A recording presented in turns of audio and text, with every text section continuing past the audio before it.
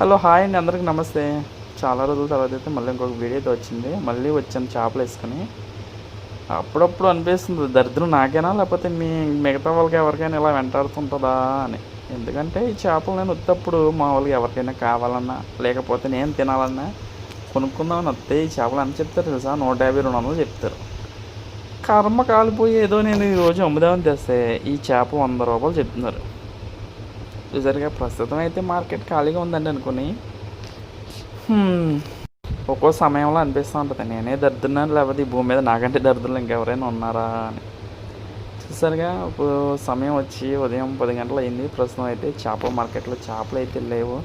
వస్తాయి నిన్న మొన్న. ఈ చేపలు అంటే చెప్పలేదు కదా మీకు, ఇది తుళ్ళు అంటారు. చాలా బాగుంటాయండి ఇవి. కొబ్బరి ముక్కలా ఉంటాయి ఈ చేప అయితే, అసలు ముళ్ళులే ఉండవు. చాలా బాగుంటాయి. మామిడికాయ వేసి వండుకున్న, చింతపండు పులుపు వేసి వండుకున్న చాలా బాగుంటాయి ఎందుకండి ఈ చేపలు. సరే అండి, అయితే ఒక వీడియోకి లైక్ కొట్టేసుకోండి మరి.